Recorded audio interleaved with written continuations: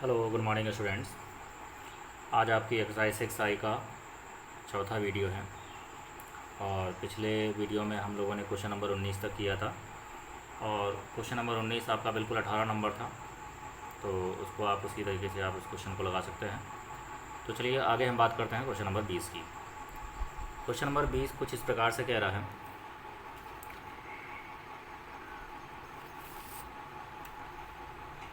Question number 20, किसी आयत के ऊपर बने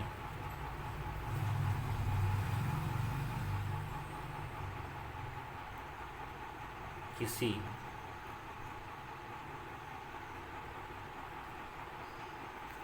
आयत के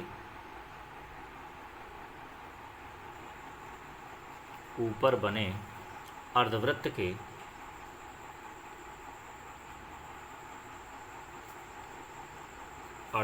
के आकार वाली खिड़की है।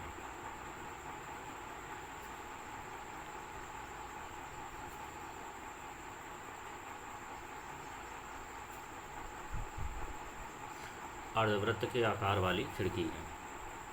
खिड़की का संपूर्ण परिमाप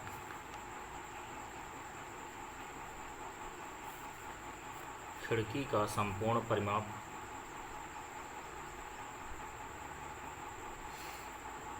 10 मीटर है।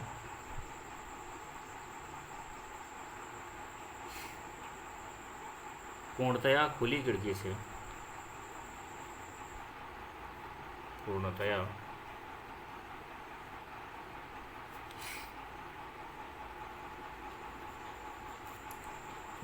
खुली खिड़की से अधिकतम प्रकाश आने के लिए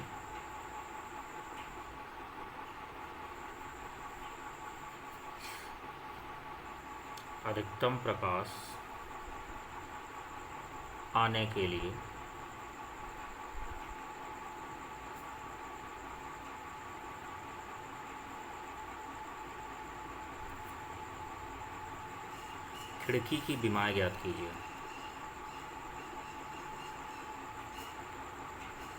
खिड़की की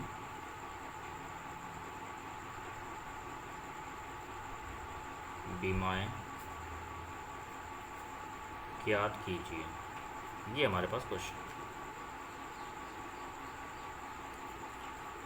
तो चलिए हम यहाँ पर एक आयताकार आपके पास एक खिड़की है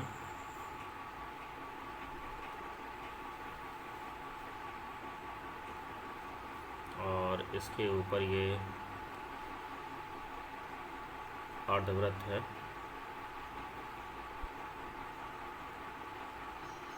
बना हुआ है। तो ये देखिए, अगर इसका सेंटर पॉइंट है और अगर हम ये कहें कि जो खिड़की की चौड़ाई है वो आपके पास 2x है और ये जो हमारे पास इसके पास हमारे पास जो लंबाई है वो हमारे पास y है। तो हम देख सकते हैं कि यहाँ पर ये जो सेंटर पॉइंट है इसमें क्या कर रहा है कि ये यक्स दो भागों में डिवाइड हो रहा है आपका। ठीक है, अब यहाँ पर हम मान लेते हैं, माना खिड़की की चौड़ाई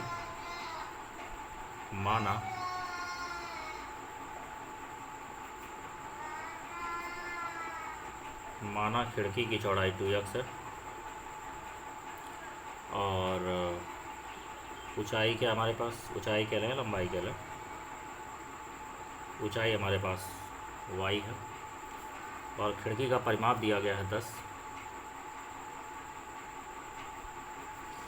अब अगर हम खिड़की के परिमाप की बात करें तो खिड़की का परिमाप हमारे पास क्या दिया गया है 10। अब खिड़की का परिमाप किस प्रकार से बन रहा है, तो आप देख सकते हैं कि ये 2x है, ये y, तो हो जाएगा 2x प्लस y और फिर आपके पास प्लस ये आधा क्या है, अर्धवृत्त है। तो अर्धवृत्त का परिमाप होता है आपके पास 2πr, वृत्त का परिमाप, और अर्धवृत्त का हो जाएगा πr, यानी ये हो जाएगा πx, क्योंकि त्रिज्या हमारे पास x दिख रही है और ये हो जाएगा 10। तो हमारे पास वैल्यू आ रही है 2x plus 2y plus πx is equal to 10। तो 2y की वैल्यू हमारे पास आ गई 10 माइनस का 2x और माइनस का पाई एक्स, ये हमारे पास वैल्यू आ गई।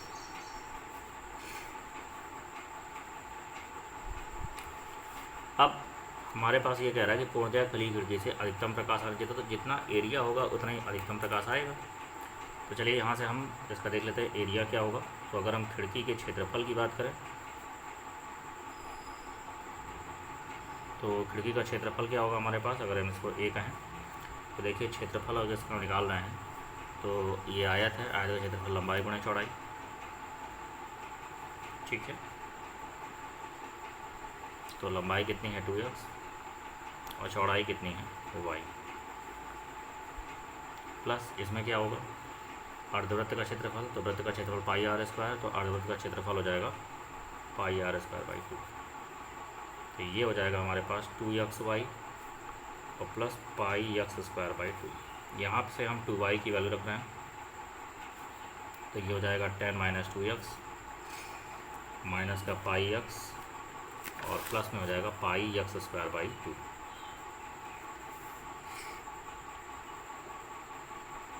ठीक है, इसको हम सॉल्व करेंगे तो ये हो जाएगा 10x माइनस का 2x स्क्वायर माइनस का पाई एक्स स्क्वायर और प्लस का पाई एक्स स्क्वायर बाई 2। तो वैल्यू हमारे पास आ रही है 10x माइनस का 2x स्क्वायर, इसको जब घटाएंगे तो ये आ जाएगा माइनस का पाई एक्स स्क्वायर बाई 2। अब इसको यक्स के सापेक्ष हम अवकलन कर रहे हैं, देखिए जब यक्स के सापेक्ष अवकलन करेंगे तो क्या वैल्यू मिलेगी dA/dx,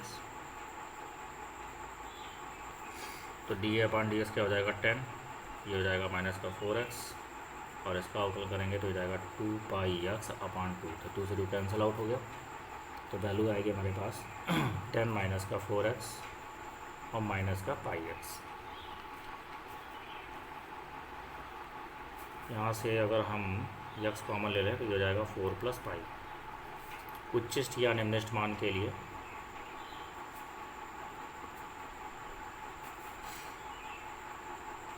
उच्चिष्ट या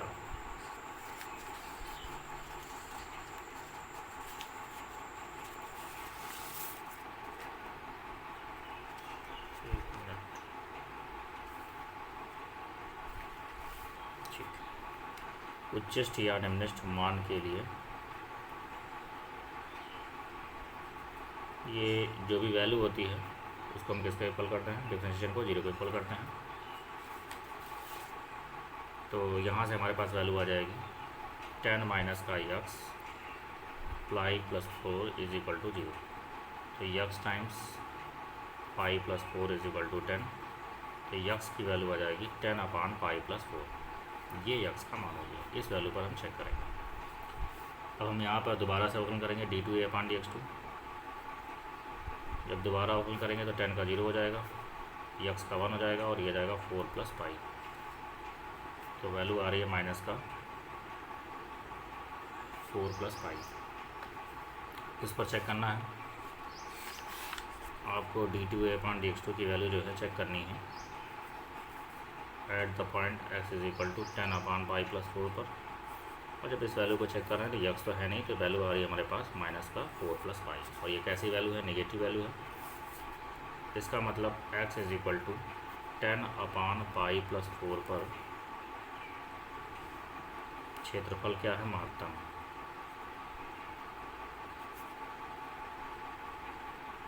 अगर इस पर क्षेत्रफल महत्तम है इसका मतलब खिड़की से इस कंडीशन में प्रकाश क्या होगा, अधिकतम होगा। तो स्पष्ट है,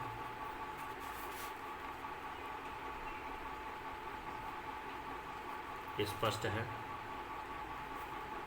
इस परिस्थिति में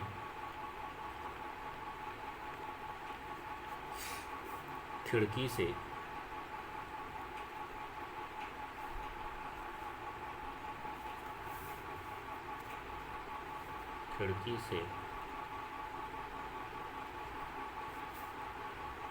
अधिकतम प्रकाश आएगा। तो अगर प्रकाश अधिकतम है तो खिड़की की विमाएँ ज्ञात करनी थी, तो चलिए हम खिड़की की अधिकतम प्रकाश में खिड़की की विमाओं को देख लेते हैं। तो खिड़की की विमाएँ हमारे पास हो जाएंगी।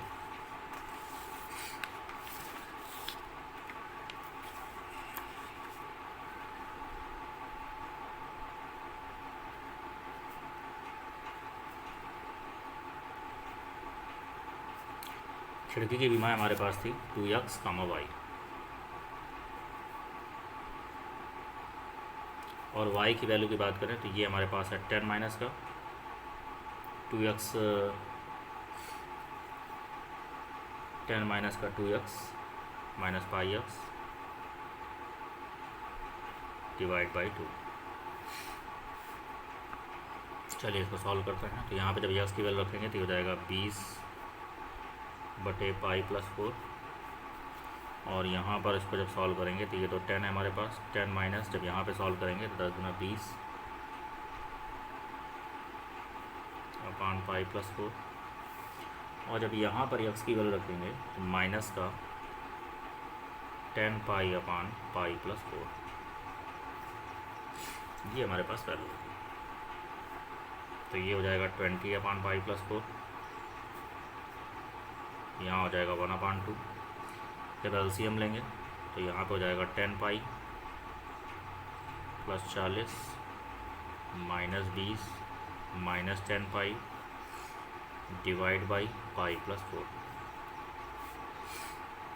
10 पाई से 10 पाई कैंसिल आउट हो गया, ये हो जाएगा 20 अपान पाई प्लस 4, और यहाँ हो जाएगा 20 बटे 2 कितना हो जाएगा 10 अपान पाई प्लस 4। तो ये हमारे पास आ गई खिड़की की विमा। तो आई होप आपको क्वेश्चन समझ में आया होगा। चलिए आगे हम बढ़ते हैं क्वेश्चन नंबर 21 पर। क्वेश्चन नंबर 21 कुछ इस प्रकार से है कि त्रिभुज की भुजाओं से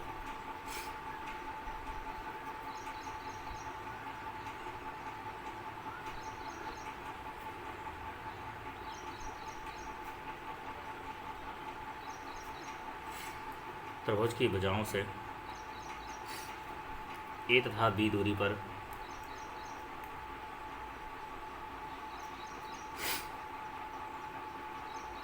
त्रिभुज की भुजाओं से ए तथा बी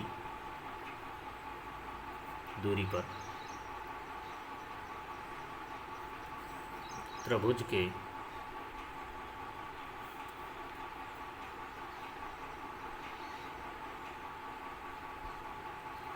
त्रिभुज के कर्ण पर स्थित एक बिंदु है।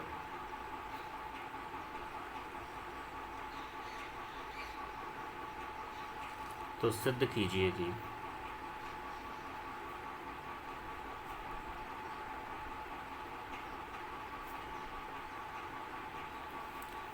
कर्ण की न्यूनतम लंबाई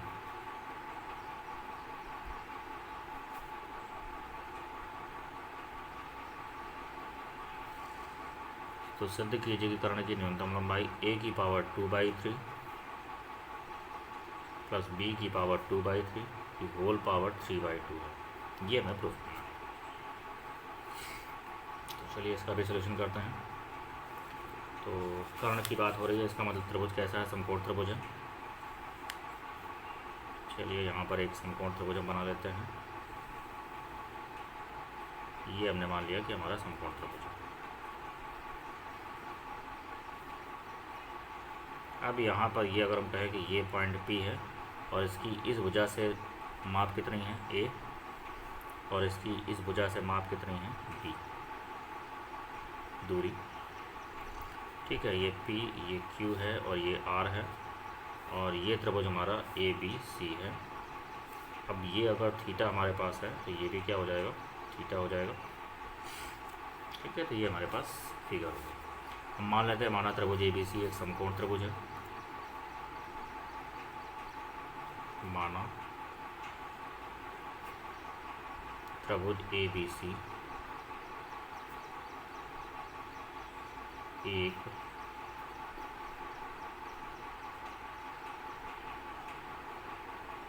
समकोण त्रिभुज है तथा AC क्या है, कर्ण, सॉरी AC कह रहे हैं, BC हमारा कर्ण है।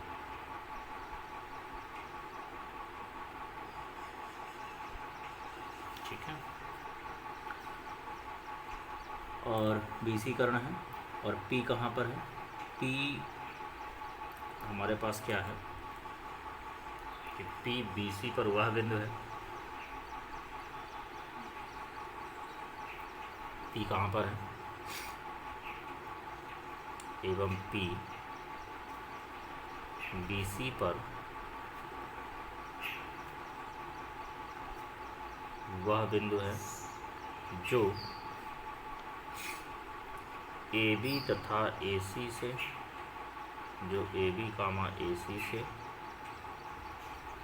क्रमशः A एवं B दूरी पर स्थित है।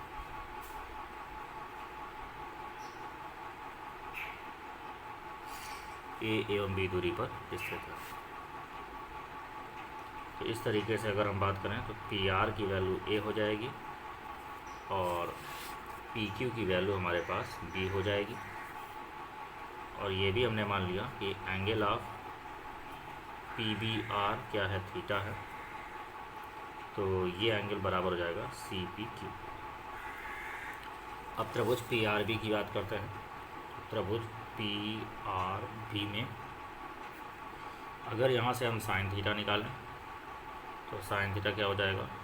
लंब बटे कर्ण हो जाएगा। तो यहाँ से अगर हम PB की बात करें तो ये हो जाएगा PR साइन थीटा, यानी ये वैल्यू हो जाएगी हमारे पास A साइन थीटा, PB की वैल्यू। ठीक है। अब त्रिभुज CPQ की बात करें। अब त्रिभुज CPQ में अगर हम यहाँ से cos थीटा लगा दें तो ये हो जाएगा आधार बटे कर्ण। तो CP की वैल्यू हो जाएगी, या फिर कहें कि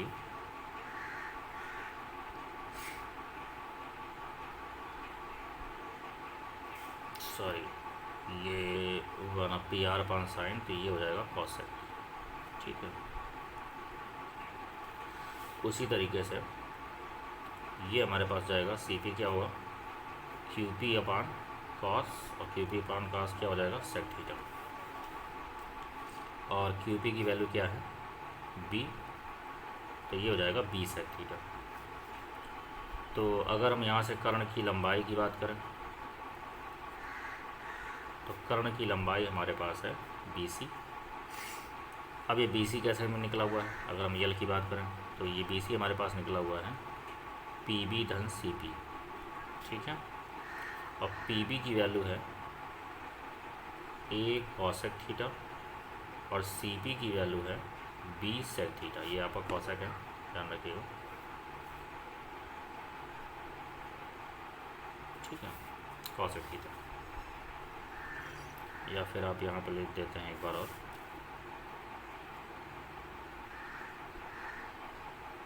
PR cosec A cosec theta. ठीक है। तो यहाँ पे वैल्यू आ गई हमारे पास ये कर्ण की। तो चलिए थीटा के रेस्पेक्ट में इसको डिफरेंशिएट कर सकते हैं। तो DL अपान डी थीटा कितना हो जाएगा हमारे पास? DL अपान थीटा की बात करें तो कॉसेक इसका होगा minus cosec into cot, minus cosec into cot, और सेक का हो जाएगा सेक इंटू टेन। उच्चिष्ट या निम्निष्ठ मान के लिए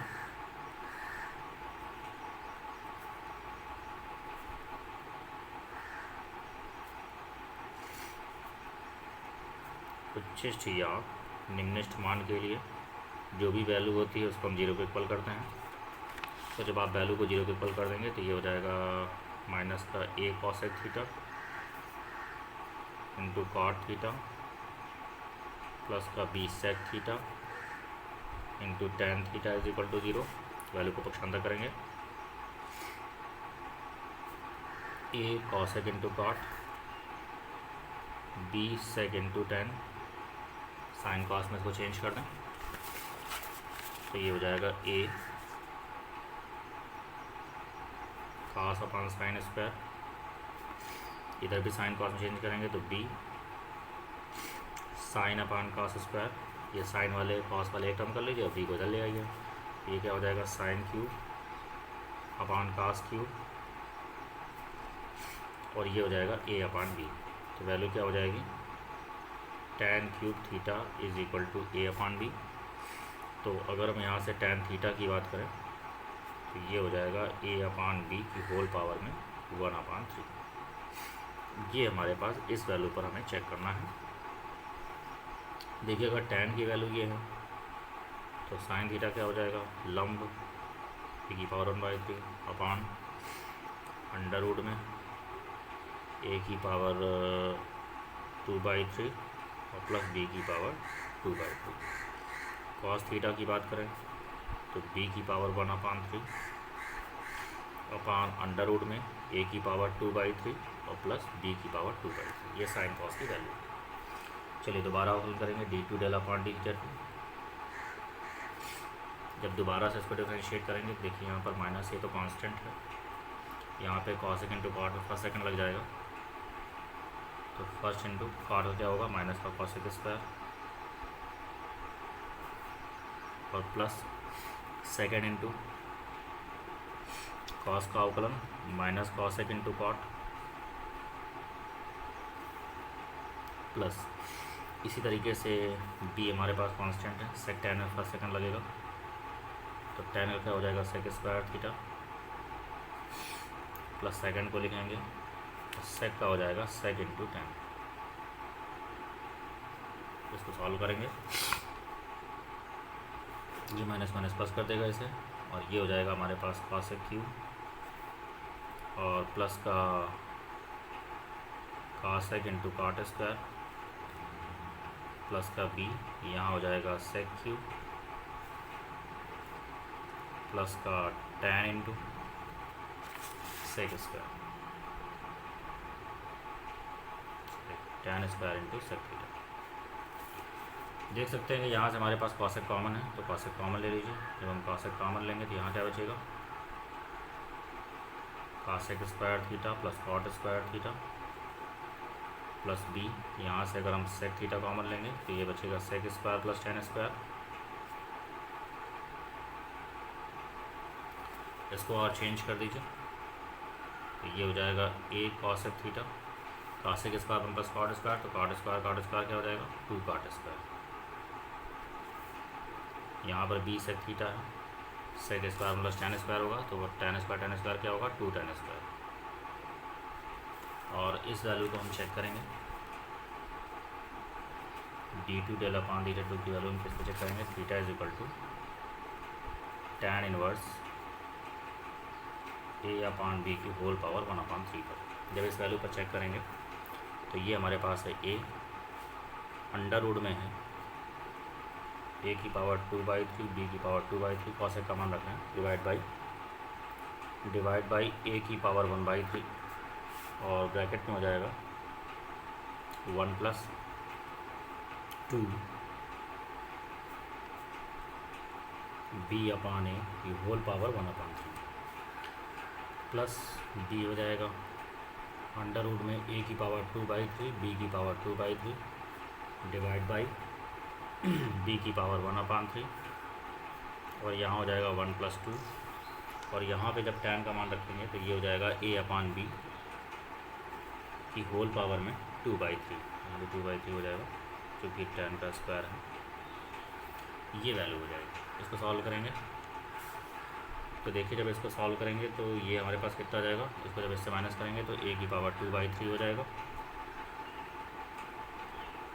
अंडर रूट में a की पावर 2/3 b की पावर 2/3 और इसमें एलसीएम लेकर के इसको जब सॉल्व करेंगे तो ये हमारे पास जाएगा a की पावर 2/3 2 इंटू b की पावर 2/3 डिवाइड बाई a की पावर 2/3 तो ये इससे कैंसिल आउट हो गया। नेक्स्ट यहाँ पर ये हो जाएगा b की पावर 2/3 अंडर रूट में a की पावर 2/3 b की पावर 2/3 और इसको जब सॉल्व करेंगे तो ये हो जाएगा b की पावर 2/3 और प्लस 2 a की पावर 2/3 और एलसीएम होगा b की पावर 2/3 तो ये हमारा इससे कैंसिल आउट होगा। इन दोनों में आप देख सकते हैं कि कॉमन हमारे पास क्या है, अंडर रूट में a की पावर 2/3 b की पावर 2/3 कॉमन है तो ब्रैकेट में क्या बचेगा, ब्रैकेट में बचेगा a की पावर 2/3 2b की पावर 2/3 b की पावर 2/3 और 2a की पावर 2/3।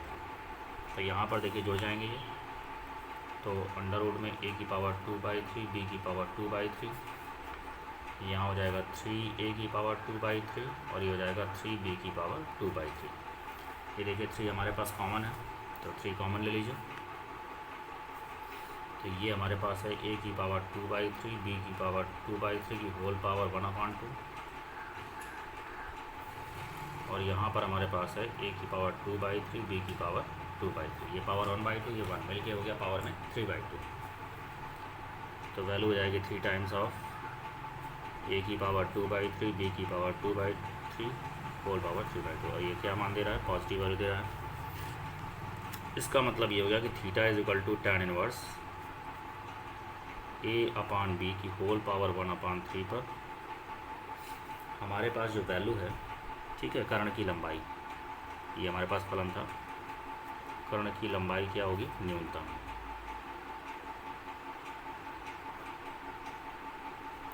तो आपको न्यूनतम लंबाई ज्ञात करनी थी, तो कर्ण की न्यूनतम लंबाई क्या हो जाएगी? अब यहाँ से अगर हम कर्ण के न्यूनतम लंबाई की बात करें तो वो हमारे पास है a cosec theta plus b sec theta. Value put करेंगे तो ये हो जाएगा a, यहाँ पे cosec का मान रखेंगे तो a की पावर 2/3 b की पावर 2/3 डिवाइड बाई a की पावर 1/3। यहाँ हो जाएगा b, यहाँ वैल्यू रखेंगे अंडर रूट में a की पावर 2/3 b की पावर 2/3 और डिवाइड बाई b की पावर 1/3। इसको सॉल्व करेंगे, ये देखिए इसमें से कॉमन है, तो अंडर रूट में a की पावर 2/3 b की पावर 2/3, इसको जब आपने कॉमन लिया और ये इससे कैंसिल आउट होगा तो बचेगा कितना? ये बचेगा a की पावर 2/3 और यहाँ बचेगा b की पावर 2/3। ये दोनों वैल्यू सेम है, ठीक है। तो अगर यहाँ पर ये वैल्यू सेम है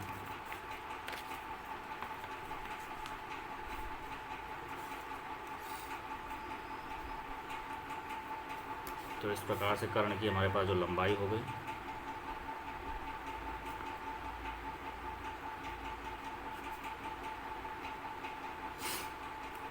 कर्ण की न्यूनतम लंबाई हमारे पास हो गई। अब देखिए पावर 1/2 और ये हमारे पास होल पावर में 1 है, तो न्यूनतम लंबाई हमारे पास आएगी a की पावर 2/3 b की पावर 2/3 होल पावर में 3/2। यही हमें प्रूफ करना था, ठीक है। तो ये था हमारे पास क्वेश्चन नंबर 21। अब हमारे पास अगला क्वेश्चन है क्वेश्चन नंबर 22। तो चलिए क्वेश्चन नंबर 22 देखते हैं। क्वेश्चन नंबर 22 कुछ कह रहा है आपका कि उन बिंदुओं को ज्ञात कीजिए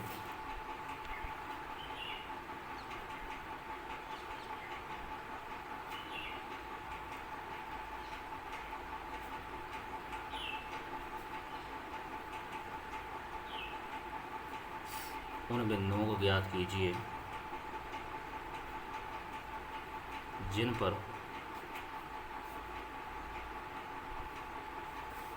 पर क्या है f(x) इज इक्वल टू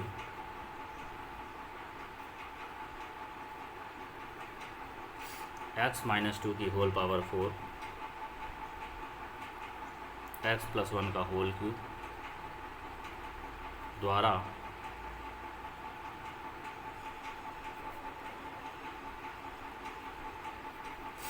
प्रदत्त फलन f का नंबर फर्स्ट स्थानीय उच्चतम बिंदु,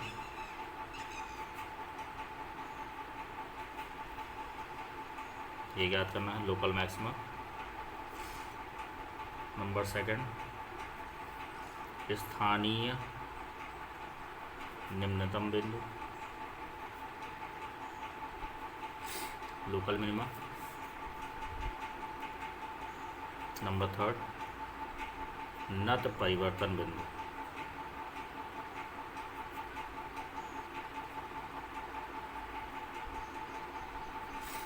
पॉइंट ऑफ इन्फ्लेक्शन, ठीक है। चलिए तो देखिए इस क्वेश्चन को लोकल मैक्सिमा लोकल मिनिमा, तो इसको हम फर्स्ट डेरिवेटिव से लगाते हैं। आपको ध्यान होगा मैंने जब मैक्सिमा मिनिमा स्टार्ट किया था तो मैंने आपको एक टॉपिक बताया था, उसमें मैंने एक ही क्वेश्चन आपको बताया था कि फर्स्ट डेरिवेटिव से आप मैक्सिमा मिनिमा किस तरीके से याद करते हैं। जब आपसे क्वेश्चन में कहता है कि प्रथम अवकलज, ठीक है ना, प्रथम अवकलज द्वारा आप उच्चतम या निम्नतम बिंदु याद करिए, तो वो हम यहाँ पर यूज़ करेंगे। वहाँ पर आप साइन को देख रहे थे, साइन किस प्रकार से देख रहे थे, अगर किसी बिंदु के लेफ़्ट साइड को देखें और राइट साइड को देखें, पॉजिटिव नेगेटिव वैल्यू देखें किसी बिंदु पर, और इस प्रकार से अगर हम देखें किसी बिंदु पर, तो किसी बिंदु पर अगर जो आपका परिवर्तन हो रहा है लेफ़्ट से राइट में, अगर पॉजिटिव से नेगेटिव हो रहा है तो लोकल मिनिमा होता है, और अगर लेफ़्ट से राइट में नेगेटिव से पॉजिटिव होता है तो लोकल मिनिमा होता है, और अगर कोई भी परिवर्तन नहीं होता है लेफ़्ट से राइट में तो आपके पास क्या होता है, वो पॉइंट ऑफ इन्फ्लेक्शन यानी नत परिवर्तन बिंदु होता है। ठीक है, तो ये हमारे पास होता है। तो चलिए हम इस तरीके से क्वेश्चन को सॉल्व करते हैं। तो फर्स्ट डेरिवेटिव लगाने से क्वेश्चन काफ़ी आसान हो जाएगा, तो हम इसमें हम इसी का यूज़ करेंगे। तो देखिए f x is equal to है एक्स माइनस 2 की होल पावर 4, और ये हमारे पास है एक्स प्लस 1 का होल क्यूब। अब इसका जब अवकलन करेंगे तो आप देख सकते हैं कि यहाँ पर क्या दिख रहा है, फर्स्ट सेकेंड। तो चलिए फर्स्ट इंटू सेकेंड का अवकल गुणांक प्लस सेकेंड इंटू फर्स्ट का अवकल गुणांक। इसमें देख सकते हैं कि कॉमन हमारे पास मिल रहा है, x माइनस 2 का होल क्यूब कॉमन है हमारे पास, और यहाँ पे x प्लस 1 का क्यूब कॉमन है हमारे पास। तो ब्रैकेट में बचेगा यहाँ पे 3x, ठीक है, और यहाँ बचेगा 4x यानी 7x हो जाएगा, और ये हमारे पास बचेगा माइनस का 2, 3 में से आपका घट जाएगा, तो ये बचेगा 7x माइनस का 2, सॉरी यहाँ पर ठीक है 4x प्लस 4 बचेगा। तो ये हमारे पास वैल्यू हो गई।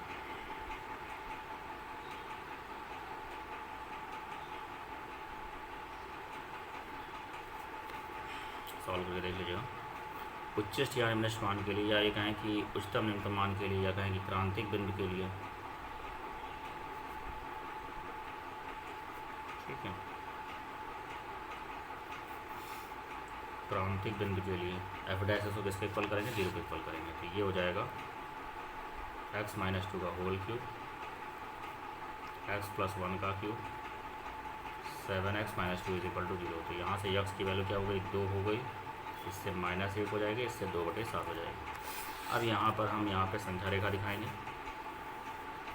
संख्या रेखा की अगर बात करें तो ये हमारे पास पॉइंट होगा -1, ये अगर हम ले लें 2/7, और ये पॉइंट अगर हम ले लें 2, ये प्लस इन्फिनिटी होता है, इधर माइनस इन्फिनिटी होता है। तो देखिए अगर हम -1 से इधर यहाँ पे कोई एफ डैश की वैल्यू रखेंगे तो ये हमारे पास क्या आ रही है, पॉजिटिव मान को दर्शाएगा। रख के देख लीजिएगा, जैसे -2, ठीक है ना, इस मान को देखें पॉजिटिव मान आ रहा है। -1 से जब बड़ा मान कोई लेंगे तो -1 से बड़ा मान जैसे आपका है समथिंग 0 ले लीजिए। तो अगर आप 0 लेते हैं तो ये भी आपके पास पॉजिटिव दर्शा रहा है, ठीक है, ये भी पॉजिटिव हो रहा है आपके पास।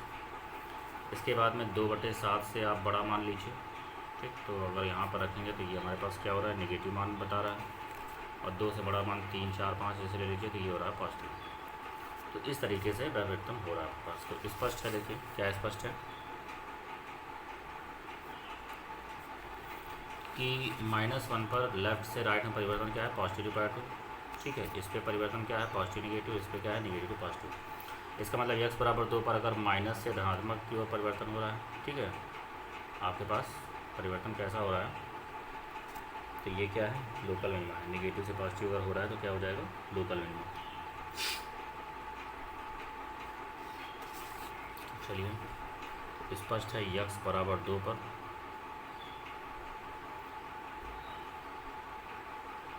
पहले फर्स्ट के अकॉर्डिंग देख लेते हैं। स्थानीय उच्चतम कह रहा है तो पॉजिटिव से नेगेटिव परिवर्तन हो रहा है, इसका मतलब स्थानीय उच्चतम x बराबर 2/7 पर क्या है, स्थानीय उच्चतम है।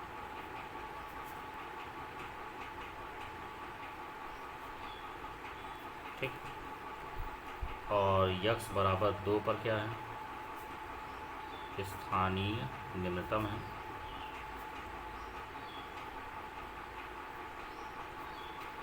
और यक्स बराबर -1 पर नत परिवर्तन बिंदु है।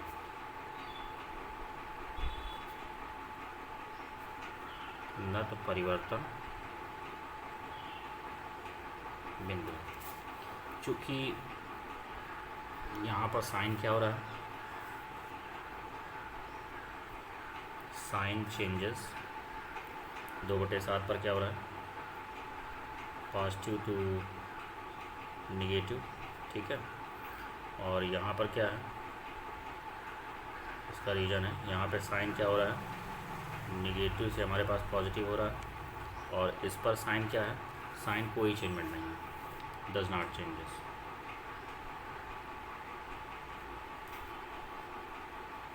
ठीक है, इस पर हमारे पास कोई चेंजमेंट नहीं है, पॉजिटिव से पॉजिटिव ही रहा, तो ये क्या है, नत परिवर्तन बिंदु है। आगे हम बात करते हैं क्वेश्चन नंबर 23 पर। ये इसका रीज़न था।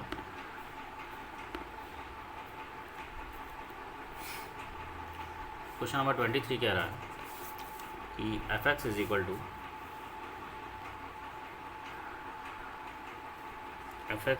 To cos square x plus का साइन x, जहाँ पर यक्स बिलोंग कर रहा है क्लोज्ड इंटरवल 0, द्वारा प्रदत्त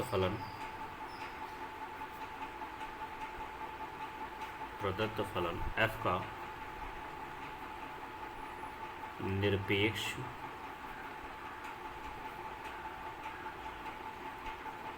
उच्चतम और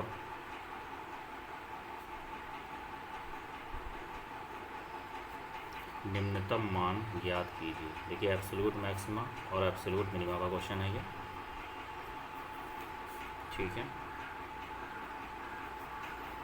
फंक्शन को ले लेते हैं। फंक्शन हमारे पास है cos स्क्वायर x प्लस का साइन x, और यहाँ पर जो यक्स है वो बिलोंग कर रहा है क्लोज्ड इंटरवल 0, के बीच में।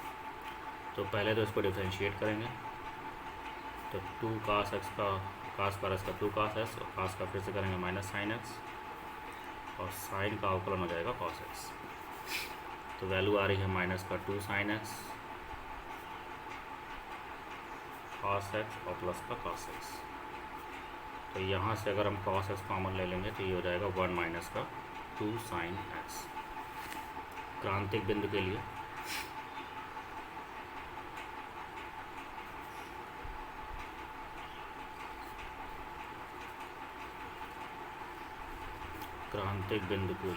f' को क्या करेंगे, 0 के इक्वल करेंगे। cos x 1 minus 2 sin x is equal to 0। तो एक वैल्यू हमारे पास मिलेगी, cos x को अगर 0 करें तो वैल्यू हमारे पास मिलेगी, cos 0 से मिल जाएगी 90, और 1/2 करें तो ये हो जाएगा 30 यानी π/6। तो 2 वैल्यू हमारे पास यहाँ से मिल जाएगी। अब π/2, π/6, 0 और पाई पर हम क्या निकालेंगे, f(x) का मान निकालेंगे बारी बारी से। तो चलिए हम यहाँ पे निकालते हैं। f(0) की बात करते हैं पहले। तो अगर हम f(0) की बात करें तो ये हो जाएगा cos स्क्वायर 0 प्लस साइन 0। तो cos स्क्वायर 0 हमारे पास क्या होता है, 1 sin 0 0, तो वैल्यू आ गई 1। 0 के बाद हम क्या निकालेंगे, यहाँ पे f(π/6) की वैल्यू निकालेंगे। f(π/6) की बात करें, cos स्क्वायर π/6 और प्लस साइन π/6। अब cos 30 अंश की वैल्यू होती है √3/2 का स्क्वायर, और साइन 30 अंश की वैल्यू हो जाएगी 1/2। तो यहाँ से आ जाएगा 3/4 और प्लस का 1/2, 4 एलसीएम आ जाएगा। तो 3 + 2 यानी आ जाएगा 5/4। f(π/6) के बाद हम निकालेंगे f(π/2), तो ये हो जाएगा cos स्क्वायर π/2 और प्लस साइन π/2। तो cos 90 0 होता है, साइन 90 1 होता है, तो वैल्यू कितनी आ जाएगी 1। इसके बाद में हम यहाँ पर निकालेंगे f(π), तो ये हो जाएगा cos स्क्वायर π और प्लस का साइन π। तो cos π हो जाएगा -1 का स्क्वायर और साइन π हो जाएगा 0, तो वैल्यू आ जाएगी 1। तो स्पष्ट है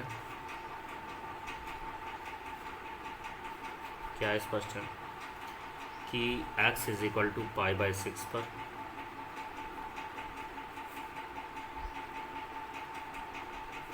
निरपेक्ष उच्चतम मान मिल रहा है हमारा 5π/4। जो अधिक है वो निरपेक्षतम है और जो कम है वो निरपेक्ष निम्नतम है। एवं x is equal to 0, x is equal to π/2 और पाई पर।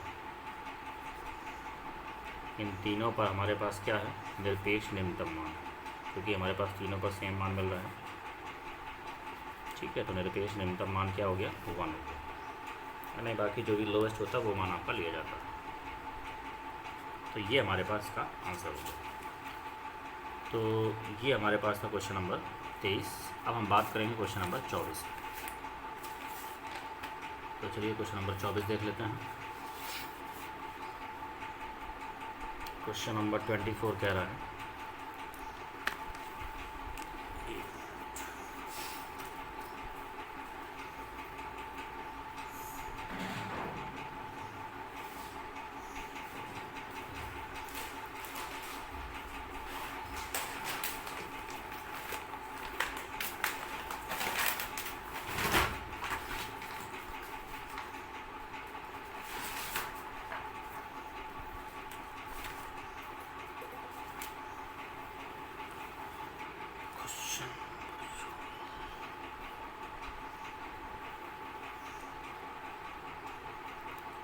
तो चलिए क्वेश्चन नंबर 24 देखते हैं।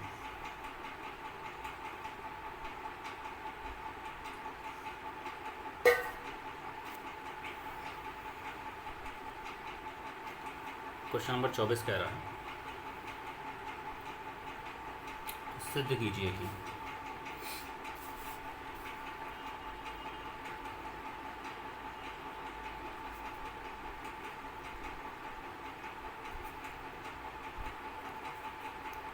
एक r त्रिज्या के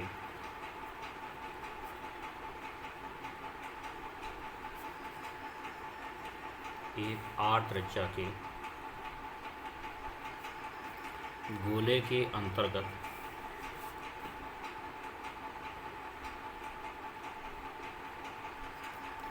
r त्रिज्या के गोले के अंतर्गत उच्चतम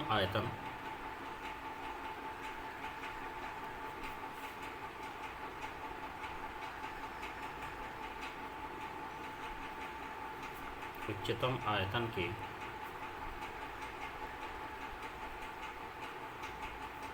लंबवृत्तीय शंकु की ऊंचाई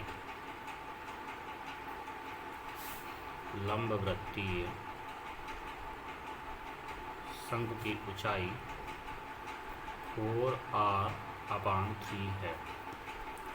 ध्यान दीजिए, इस तरह क्वेश्चन आप पहले भी लगा चुके हैं जब आपने एप्लीकेशंस ऑफ मैक्समिमा किया था। तो उसमें क्वेश्चन था, उसमें गोले के अंतर्गत आपका बेलन बना था और बेलन की ऊंचाई आपने निकाली थी वहाँ पर। ठीक है, उसका भी आयतन देखा था। अब यहाँ पर गोले के अंतर्गत बेलन ना होकर के क्या बना हुआ है, शंकु बना हुआ है। तो ठीक उसी तरीके से क्वेश्चन आपका लगेगा। तो चलिए यहाँ पे क्वेश्चन को हम लगाते हैं। तो देखिए, हम फिगर बना लेते हैं। ये हमारे पास एक r त्रिज्या का एक वृत्त है और इस r त्रिज्या के वृत्त में हमारे पास एक शंकु बना हुआ है।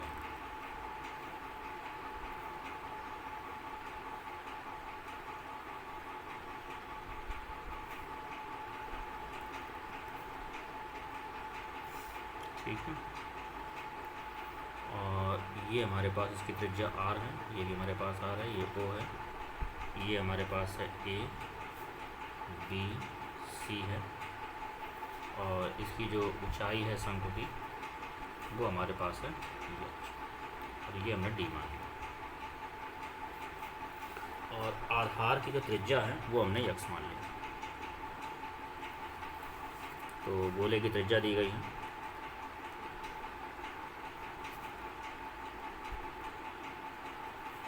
गोले की त्रिज्या r दी गई है,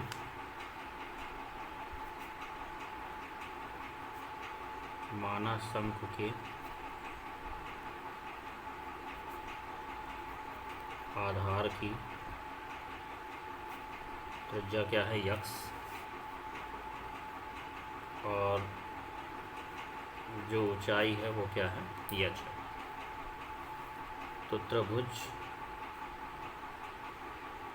ओ बी डी में अगर हम बात करें तो त्रिभुज ओ बी डी में हम देख सकते हैं कि ये ओ डी का स्क्वायर किसके इक्वल होगा, ओ बी का स्क्वायर माइनस डी बी का स्क्वायर, यानी ये हो जाएगा आर स्क्वायर माइनस का एक्स स्क्वायर। ये हमारे पास वैल्यू हो जाएगी ओ डी के स्क्वायर की। तो ओ डी की वैल्यू हो जाएगी अंडर रूट में आर स्क्वायर माइनस का एक्स स्क्वायर। तो अब अगर हम यहाँ से एच की बात करें तो एच हमारे पास हो जाएगा सी ओ प्लस ओ डी, और सी ओ हमारे पास है आर, और ओ डी हमारे पास है अंडर रूट में आर स्क्वायर माइनस का एक्स स्क्वायर। ठीक है, हमारे पास शंकु की ऊंचाई आ गई। अब जहाँ पर त्रिज्या आर गिवन है और यक्स हमारे पास एज ए वेरिएबल की तरह, चूँकि ये आर गिवन है तो कांस्टेंट की तरह इस्तेमाल होगा, और यक्स हमारे पास चर राशि की तरह इस्तेमाल किया जाएगा। तो चलिए अब यहाँ से देखिए, उच्चतम आयतन की बात कर रहा है, इसका मतलब शंकु का आयतन निकालेंगे। तो शंकु का जो आयतन होगा P is equal to 1/3 pi r square, मतलब पाई एक्स स्क्वायर, ये हो जाएगा। तो V इज इक्वल टू आ गया π/3 एक्स स्क्वायर, और एच की वैल्यू हम रखेंगे आर प्लस अंडर रूट में आर स्क्वायर माइनस का एक्स स्क्वायर। तो V इज इक्वल टू, इसका अंदर गुणा करा दीजिए, तो ये हो जाएगा π(x²/3 r) और प्लस π/3 अंडर रूट में आर स्क्वायर माइनस का एक्स स्क्वायर। अब यहाँ से जब आप इसको डिफ्रेंशिएट करेंगे dv/dx, तो देखिए dv/dx क्या मिलेगा, इसका अवकलन हो जाएगा 2x, तो 2π(x/r/3), और π/3 तो कांस्टेंट है, यहाँ पर सेकंड लग जाएगा, तो फर्स्ट इंटू सेकंड का अवकल गुणांक, तो रूट का अवकलन होगा अंडर रूट में एक्स स्क्वायर 2√x, और इसका फिर से करेंगे तो ये जाएगा -2x, ये 2 से 2 कैंसिल आउट हो गया, और प्लस सेकंड इंटू फर्स्ट का, तो एक्स स्क्वायर का अवकलन हो गया 2x। इसको सॉल्व करेंगे तो वैल्यू हमारे पास आ जाएगी dv/dx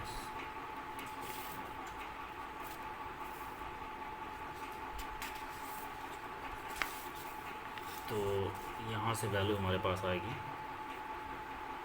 dv/dx is equal to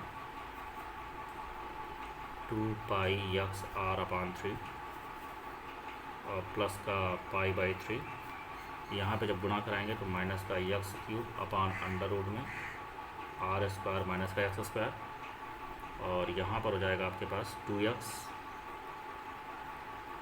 under root में आर स्क्वायर माइनस का एक्स स्क्वायर, 2π(x/r/3) प्लस का यहाँ से x कॉमन लेंगे तो π(x/3) माइनस का हो जाएगा x² अंडर रूट में आर स्क्वायर माइनस का एक्स स्क्वायर, और प्लस 2 टाइम्स अंडर रूट में आर स्क्वायर माइनस का एक्स स्क्वायर। देख सकते हैं यहाँ से हमारे पास कॉमन अगर हम ले लें, π/3 को कॉमन ले लें, तो यहाँ पर हमारे पास वैल्यू हो जाएगी, अगर π/3 कॉमन लेते हैं तो ये वैल्यू हो जाएगी 2 बचेगा, और पाई भी कॉमन हो चुका है, 3 भी कॉमन हो जाएगा, 2x/r हमारे पास बचेगा। ठीक है, इसके बाद में यहाँ पर π/3 कॉमन हो चुका है, तो यहाँ पर क्या बचेगा x, और इसका आप एलसीएम ले लेंगे, तो एलसीएम ले लेंगे तो यहाँ हो जाएगा माइनस का x² और प्लस 2r² और माइनस का 2x², और डिवाइड बाई अंडर रूट में r² माइनस का x²। ये हमारे पास वैल्यू हो जाएगी। तो ये हो जाएगा π/3 ब्रैकेट में, ये हमारे पास है 2x/r, और ये हो जाएगा -2x², ये देखिए इसका अंदर गुणा करा दीजिए, तो ये हो जाएगा 2r²x, तो -3x² में जब गुणा कराएंगे x का, तो ये हो जाएगा माइनस का 3x³ और डिवाइड बाई अंडर रूट में r² माइनस का x²। ये हमारे पास dv/dx का मान आ गया। तो उच्चिष्ट या निम्निष्ठ मान के लिए उच्चिष्ट या निम्नलिखित मान के लिए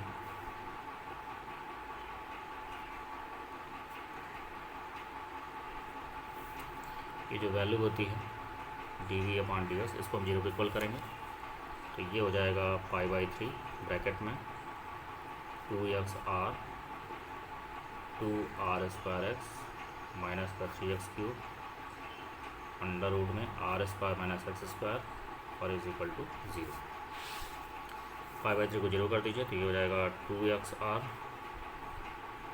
प्लस 2r² माइनस का 3x³ अंडर रूट में r² minus x² is equal to 0। इसको पक्षांतर करिए तो ये हो जाएगा 2xr, ये माइनस में जाएगा तो इसको चेंज कर देंगे 3x³ माइनस का 2r² अपान अंडर रूट में r² माइनस का x²। अब यहाँ से देख सकते हैं कि x हमारे पास कैंसिल आउट हो जाएगा तो 2r इज इक्वल टू बचेगा 3x² माइनस का 2r² अपान अंडर रूट में r² माइनस का x²। इस वैल्यू को पक्षांतर करेंगे तो 2r अंडर रूट में r² माइनस x², ये हो जाएगा 3x² और माइनस का 2r²। दोनों पक्षों का वर्ग कर देंगे तो जब दोनों पक्षों का वर्ग करेंगे तो ये हो जाएगा 4r² और यहाँ होगा r² माइनस x² और ये बनेगा होल स्क्वायर। तो होल स्क्वायर बनेगा तो ये हो जाएगा 9x⁴ और प्लस 4r⁴ और माइनस का 12r² x² और ये हमारे पास, चलिए बाद में कैंसिल कर देंगे, पहले गुणा कराइए इसका तो ये हो जाएगा 4r⁴ minus 4r² x² is equal to 9x⁴ 4r⁴ minus 12r² x²। ये इससे कैंसिल आउट हो गया तो वैल्यू हो जाएगी 9x⁴, ये इधर आएगा तो 12 में से 4 जाएगा, बचेगा 8 तो 8r² x²। तो यहाँ से एक x कैंसिल आउट हो जाएगा तो ये बचेगा 9x² is equal to 8r²। तो x² की वैल्यू हो जाएगी 8r² अपान 9। या फिर x की वैल्यू की बात करें ये हो जाएगा 2√2 r/3। इस वैल्यू पर हमें चेक करना है। अब चलिए यहाँ से हम निकालेंगे d2v/dx2 का मान निकालेंगे। तो d2v/dx2 का जब मान निकालेंगे तो देखिए π/3 तो कांस्टेंट है और x का अवकलन 1 हो गया तो ये कितना आ जाएगा 2r और यहाँ क्या लगेगा आंसर लग जाएगा, ठीक है। तो जब आंसर लगाएंगे तो यहाँ करेंगे हर का वर्ग मतलब r² माइनस x² उभर जाएगा। यहाँ होगा हर गुणित अंश का अवकल गुणांक। तो अंश का अवकलन जब करेंगे तो ये हो जाएगा 2r² और माइनस का 9x²। तो ऋण अंश गुणित 2r²x हर का अवकल गुणांक। हर का अवकलन करेंगे तो ये आपके पास क्या है रूट में, तो 1/2√x और दोबारा इसका फिर से करेंगे तो ये हो जाएगा -2x। ये 2 0 कैंसिल आउट हो गया। तो देखिए वैल्यू हमारे पास आ रही है π/3। कैलकुलेशन कर लीजिएगा, थोड़ा छोटा लिखना पड़ रहा है। 2r प्लस एलसीएम लेंगे तो ये देखिए रूट हट जाएगा और ये नीचे आ जाएगा तो यहाँ हो जाएगा r² माइनस का x² और यहाँ पर होगा 2r² माइनस का 9x² और यहाँ पर आपके पास बचेगा प्लस का, ये माइनस माइनस प्लस कर देगा तो प्लस का x हो गया, ठीक है। और ये बचेगा 2r²x और माइनस का 3x³ डिवाइड बाई ये पावर 1/2 और ये पावर 1 मिलके हो जाएगा पावर में 3/2। ये हमारे पास वैल्यू है, ठीक है। यहाँ से देखिए एक x कॉमन और है आपका, x कॉमन ले लीजिए तो ये हो जाएगा π/3। ये हमारे पास हो जाएगा 2r, यहाँ है r² माइनस का x², 2r² माइनस का 9x², यहाँ से x कॉमन लेंगे तो x² हो गया, 2r² माइनस का 3x² divide by r square minus s square की होल पावर 3/2। अब हम इसका मान निकालेंगे। तो d2v upon dx2 at the point x is equal to 2√r/3 पर। जब इस पर हम वैल्यू को चेक करेंगे तो 5/3 है, ये हमारे पास है 2r प्लस यहाँ वैल्यू पुट करेंगे। तो यहाँ पर जब वैल्यू पुट करेंगे देखिए हो जाएगा 8r² और इसको सॉल्व करेंगे तो वैल्यू हो जाएगी r²/9। ठीक है, यहाँ पे जब वैल्यू रखेंगे तो तो 2r² और माइनस का 9 टाइम्स x² की वैल्यू रखिए तो ये हमारे पास हो जाएगा 8r² प्लस यहाँ वैल्यू रखिए x² की 8r²/3 2r² - 3 और यहाँ वैल्यू रखेंगे तो 8r²/3। ये इससे कैंसिल आउट हो गया, होल डिवाइड r² और यहाँ हो जाएगा 8r²/3 की होल पावर 3/2।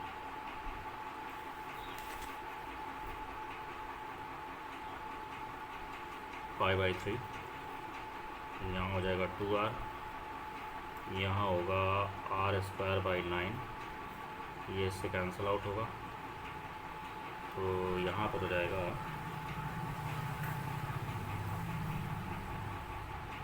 सॉरी 9 है आपके पास, तो पूरा ही कैंसिल आउट हो जाएगा। तो 8 में से 2 बचेगा, कितना बचेगा माइनस का 6r²,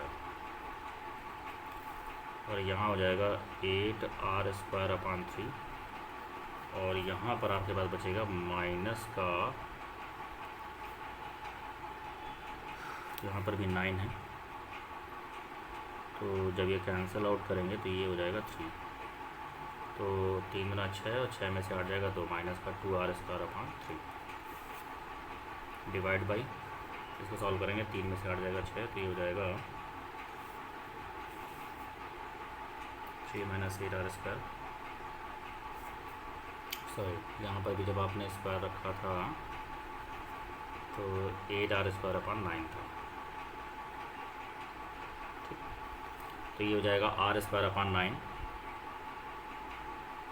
की होल पावर में 3/2। ये हमारे पास वैल्यू है। चलिए इसे कैलकुलेशन करते हैं आगे। 5/3 ये है, 2r प्लस इसको सॉल्व करेंगे तो 3 से कैंसिल करेंगे 3 हो जाएगा तो माइनस का 2r की पावर 4/3, माइनस का 2r की पावर 4/3। इसको सॉल्व करेंगे तो माइनस का 16r की पावर 4/9।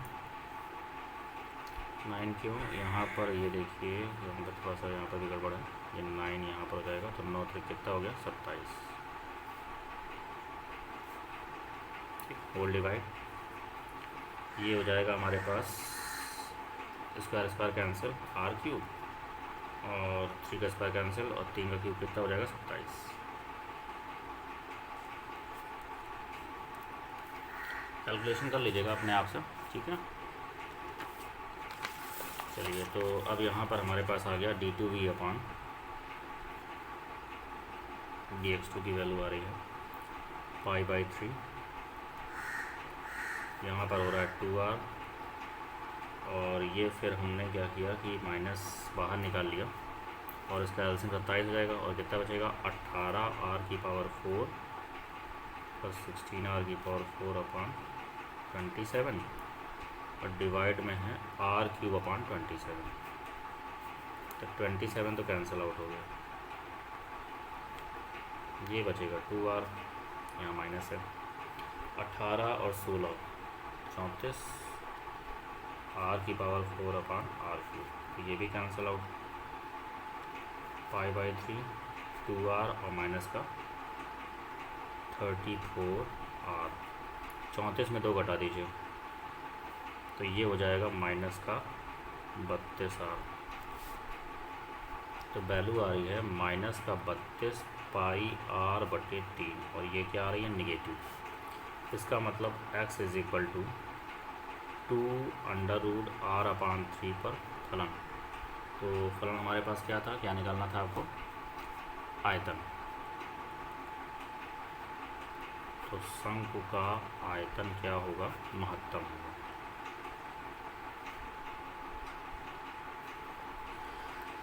और महत्तम आयतन पर आपको शंकु की ऊंचाई ज्ञात करनी थी। ठीक है, तो चलिए शंकु की ऊंचाई ज्ञात करते हैं।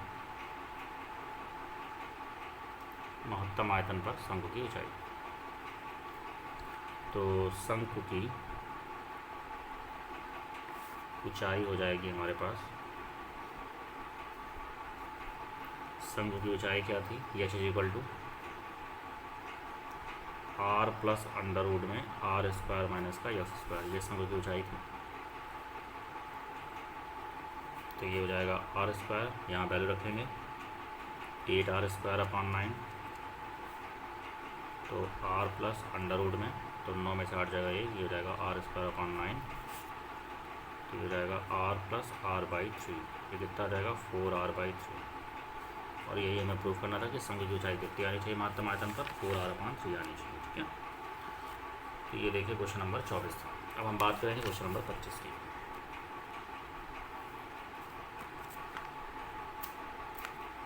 क्वेश्चन नंबर 25 कह रहा है,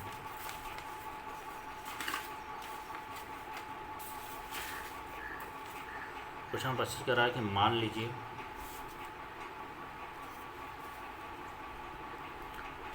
वीडियो थोड़ा सा लंबी हो रही है, लेकिन आपके पास सिर्फ 2 ही क्वेश्चन बच रहे हैं। ठीक है, कोई बात नहीं, आज इसका लास्ट कर देते हैं।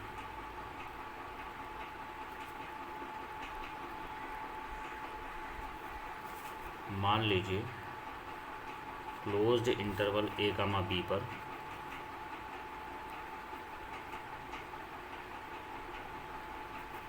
परिभाषित एक फलन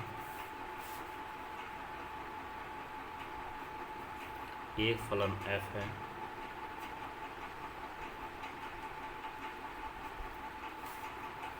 इस प्रकार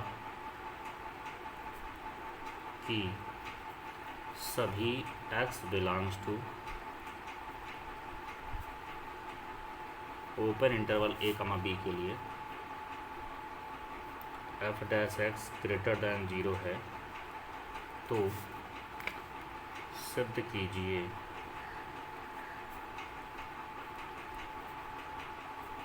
कि a, b पर f एक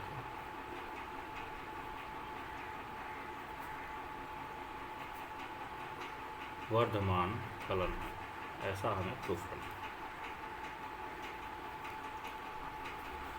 तो ये एज ए थ्योरम है आपकी। ठीक है, तो चलिए यहाँ पर हम मान लेते हैं कि माना x1 और x2 दो वैल्यू हैं जो कि बिलोंग कर रही हैं a और b के बीच में।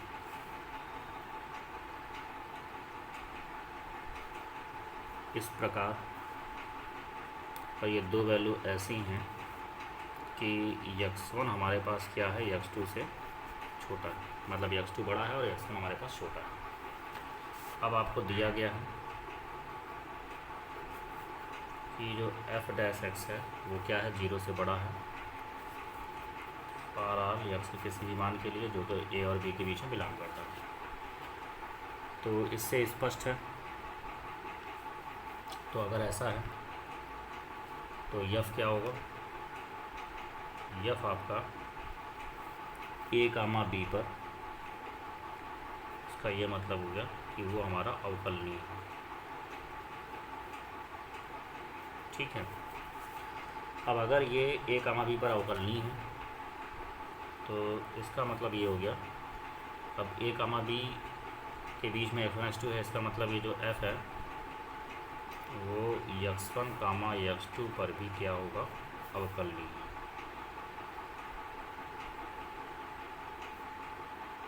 ठीक है, उस पर भी क्या होगा, ये अवकलनीय है। तो स्पष्ट है,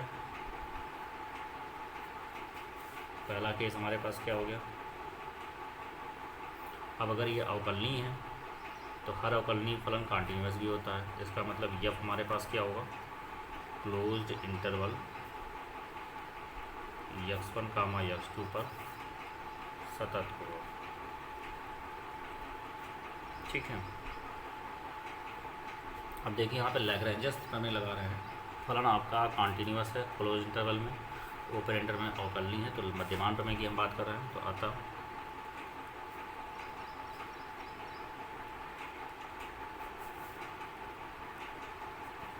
लाग्रांज मध्यमान प्रमेय से यदि एक मान, भाई चूँकि रोले में क्या होता है कि एफ डैश सी जीरो के इक्वल होता है। अब एफ डैश एक्स जीरो तो है नहीं, यहाँ पे एफ डैश एक्स जीरो से बड़ा है, इसका मतलब मध्यमान प्रमेय होगी। तो अतः मध्यमान प्रमेय से यदि एक मान सी बिलोंग करे किसके बीच में, x1 कामा x2, ठीक है, x1 कामा x2 इस प्रकार हो,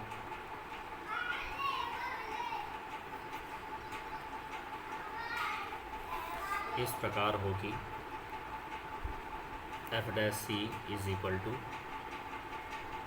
F x two minus F x one divide by x two minus का एक्स वन। चूँकि हमारे पास जो बड़ा था उस मान को पहले रखते हैं, ठीक है। इस इंटरवल की बात करें इसलिए ऐसा रखा। अब आपको दिया गया है सिंस, क्या दिया गया है कि एफ डैश एक्स जीरो से बड़ा है for all x belongs to A comma b, अतः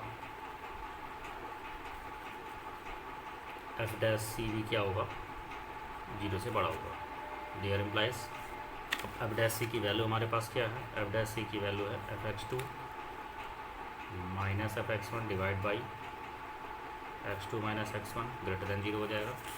इस वैल्यू को जीरो की तरफ करेंगे, तो देखिए जब इस वैल्यू को जीरो की तरफ किया तो क्या वैल्यू हमारे पास आ रही है, वैल्यू हमारे पास आ रही है एफ एक्स टू माइनस का F x one greater than zero. तो ये हो जाएगा F x two is greater than F x one, या ये कहें कि F x one less then क्या है एफ एक्स टू। तो देखिए हमारे पास क्या था, X one less than X two लेकर चल रहे थे और F x one is less than F x two आ रहा है। तो इससे क्या क्लियर है, इस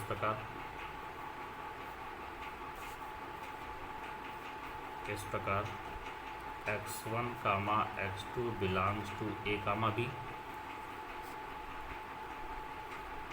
यदि x1 is less than x2 तो हमारे पास क्या मिल रहा है, F x one is also less than f x two, ठीक है। तो स्पष्ट है, यही केस तो होता है हमारे पास वर्तमान का, तो स्पष्ट है यफ क्या है, ए कामा बी पर एक वर्धमान फलन है, ये आपका इंक्रीजिंग फंक्शन है, ठीक है। ये हमारा प्रूफ है। अब आगे बात करते हैं क्वेश्चन नंबर 26 पर। तो चलिए क्वेश्चन नंबर 26 देख लेते हैं, जो कि आपकी एक्सरसाइज का लास्ट क्वेश्चन है। क्वेश्चन नंबर 26, क्वेश्चन नंबर 26 कह रहा है कि एक ऊपर से खुले हुए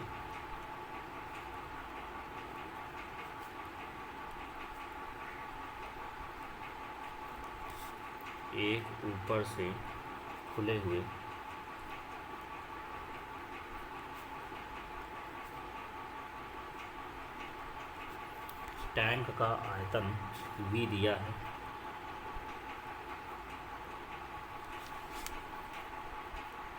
इसका आधार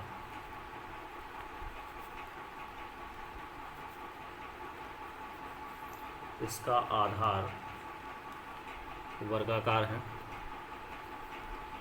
यदि इसकी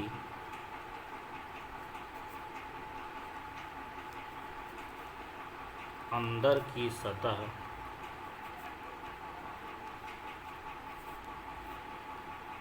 न्यूनतम है,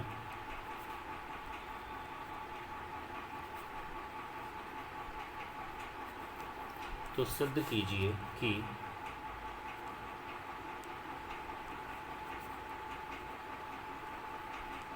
इसकी गहराई तथा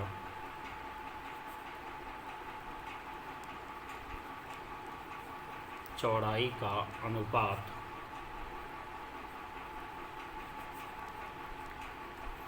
1:2 होगा। ये हमारे पास क्वेश्चन। चलिए इसका सलूशन निकालते हैं। तो यहाँ पर देखिए एक टैंक है, आधार वर्गाकार है। तो इस तरीके से हम एक टैंक बना लेते हैं।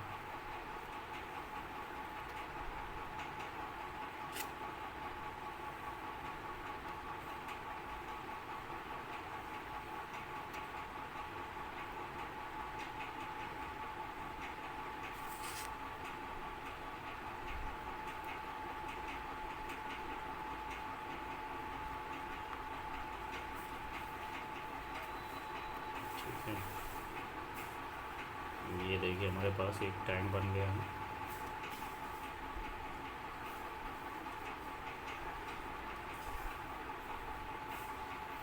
अब इस टैंक का जो आधार है वो वर्गाकार है, यानी ये अक्ष है तो ये भी अक्ष है, तो ये भी अक्ष है, तो ये भी आपके पास ये अक्ष है। और इसकी जो ऊंचाई दी गई है वो हमारे पास ये दी गई। तो प्रश्नानुसार अगर टैंक का आधार वर्ग है तो हम मान लेते हैं, माना टैंक के आधार की भुजा वो क्या है, यक्स है। ऊंचाई की बात करें तो यश हो जाएगी। टैंक कैसा है, बेलन टाइप का है। ठीक है, आप ही कह सकते हैं।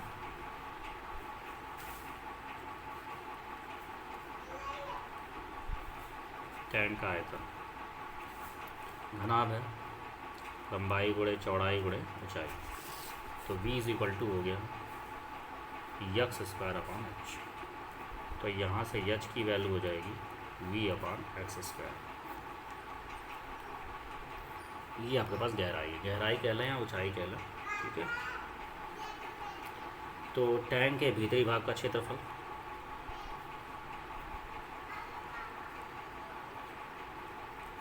टैंक के भीतरी भाग का क्षेत्रफल, इसको अगर हम यस कहते हैं, ठीक है, यस कह लीजिए या ए कह लीजिए, क्योंकि ये BCD तो कुछ माना नहीं है, तो ए कह लीजिए। तो भीतरी भाग में, भीतरी भाग क्या है, वर्ग है आपका, तो वर्ग का क्षेत्रफल भुजा स्क्वायर हो जाएगा।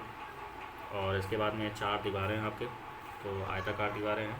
तो एक आयत का क्षेत्रफल 4h/x हो रहा है, तो ये क्या हो जाएगा 4 टाइम्स h/x। ठीक है, अब यहाँ से इसको हम h की वैल्यू पुट करेंगे। तो h की वैल्यू हमारे पास क्या है, x² + 4 टाइम्स x, और h की वैल्यू है v/x²।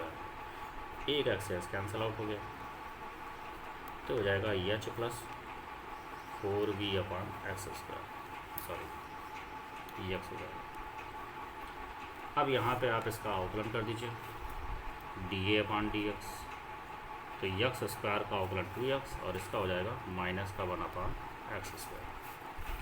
उच्चिष्ट या निम्निष्ठ मान के लिए ये कहेंगे, देखिए अंदर की सतह न्यूनतम ये हमें दिया है, क्या दिया गया है, दिया है कि अंदर की सतह न्यूनतम।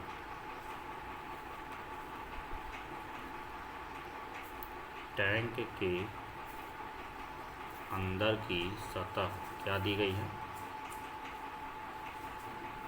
न्यूनतम। अब अगर टैंक के अंदर की सतह न्यूनतम है तो इसका मतलब ये हो गया कि dV/dA/dx जो होगा वो इस केस में 0 हो जाएगा, क्योंकि इतना निकलने के लिए देखो 0 करते हैं।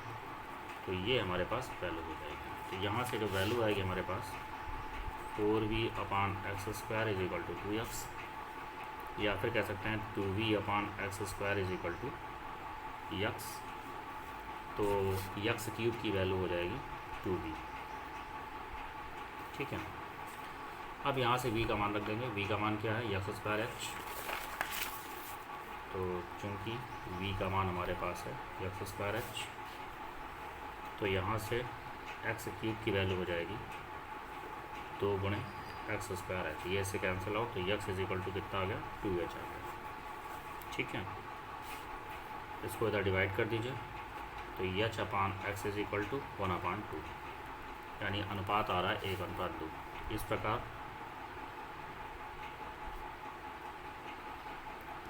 प्रकार टैंक की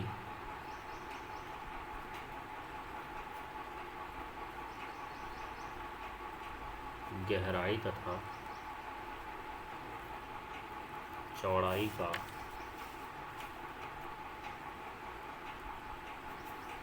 अनुपात क्या है, 1:2 है। ये हमारा प्रूफ हो गया और ये इस तरीके से हमारा क्वेश्चन कंप्लीट हो गया है। इसके बाद में आपकी जो मैक्सिमा मिनिमा की अवकलज के अनुप्रयोग की जो लास्ट एक्सरसाइज है वो हमारी है बहुविकल्पी एक्सरसाइज है, ठीक है। उसमें आपके पास जितने भी अवकलज के अनुप्रयोग थे उसमें आपके पास पूरे बहुविकल्पी टिक मार्क क्वेश्चन होंगे। तो वो मैंने आपको एक कागज़ में नोट कर दिए हैं, उसका मैं व्हाट्सअप में आपको फ़ोटो डाल दूँगा, आपको मैं दिखा देता हूँ। ये देखिए बहुविकल्पी प्रश्न है आपके पास, 3G एक्सरसाइज है और इसमें सारे क्वेश्चन हमने नोट कर दिए हैं और इसमें जो आपके पास आंसर है उसको टिक कर दिया। तो आपको इनको सोल्यूशन करना है क्वेश्चन को, ठीक है ना, कॉपी पर। तो इसको मैं व्हाट्सअप में डाल दूँगा आपके, तो इनका सोल्यूशन आपको निकालना है। ये देखिए क्वेश्चन है आपके पास, ये आपके पास इसमें इधर 12 नंबर तक लिखे हुए हैं और फिर आपके पास ये लिखे हुए हैं 13, 14, 15 और ये देखिए आपको 16। ये इतने क्वेश्चन आपके पास हैं। तो ये 16 क्वेश्चन है, इनका सोल्यूशन आपको अपनी कॉपी पे कर लीजिएगा और जिस भी क्वेश्चंस में दिक्कत हो तो आप उसको व्हाट्सअप में कमेंट कर दीजिएगा, तो हम वो क्वेश्चन आपको बता देंगे, ठीक है। इसके बाद हम लोग नया टॉपिक स्टार्ट करेंगे, समाकलन। तो समाकलन लगाने से पहले अवकलन के जितने भी क्वेश्चंस हैं वो आप अच्छी तरीके से अवकलन के फार्मूले जो हैं, अवकलन कैसे करते हैं, अवकलन कैसे था आपका, तो सारे फार्मूले अच्छी तरीके से तैयार कर लीजिएगा। तो जब आपका फार्मूला तैयार हो जाएगा तो आपको सहूलियत होगी उससे क्वेश्चन लगाने में, ठीक है। तो आगे हम लोग टॉपिक की बात करेंगे समाकलन। Okay, thank you.